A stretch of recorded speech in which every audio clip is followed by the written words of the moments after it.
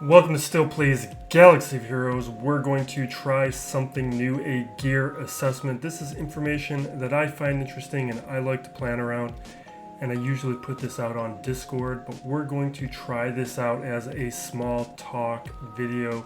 Gear assessments for new characters. I was going to put this out as a short last week as a test, but I wasn't really happy with it, so we're going to try it out like this as a means of presenting the gear breakdown for Ben Solo. This is one of the things that we emphasize here for those who aren't regulars of the channel. Gear 11 allows for rapid roster development and it's underappreciated as a tool. I have a lot of videos where I break down that philosophy further. There's a lot of reasons for it.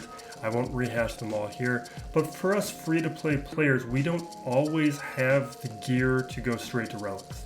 This lets us know what it'll take to get them to the first stage I consider a character semi-usable, to see what kind of use that we can get. If we can get by and start augmenting our roster for offense or defense. You just saw me use this in Malgus last season in 3v3.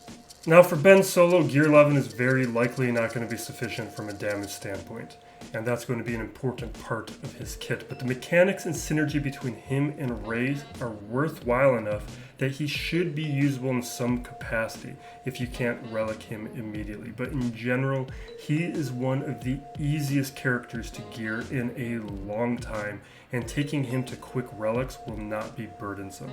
Spreadsheet here is just my own abridged version I use for tracking the gear pieces I care about. We'll go into more details right now. To that Gear 11 threshold, he needs 3 sets of Chirotechs, which is about the floor for almost any new character.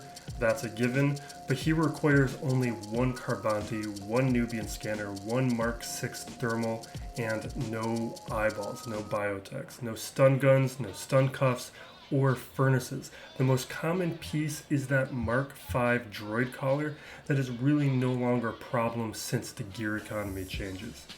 The gear is pretty favorably distributed through each level. The Carbanti is at Gear 7, at Gear 8 only the Nubian scanner.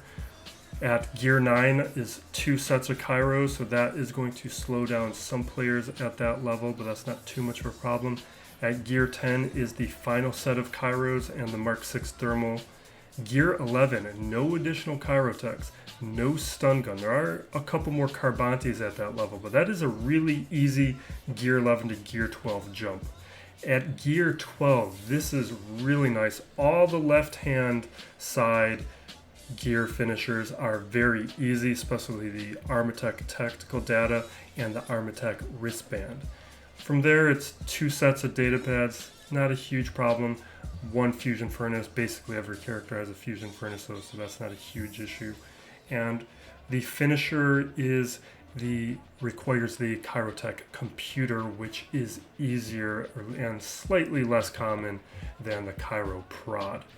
Really a very easy character at every stage. Probably the easiest character that we have had since the introduction of Chirotechs. This video was an experiment. Let me know what you guys think. If you want more, we can do this for Malgus or Krrsantan since they're recent, but we'll do this moving forward for any new releases unless the engagement shows a lack of interest here.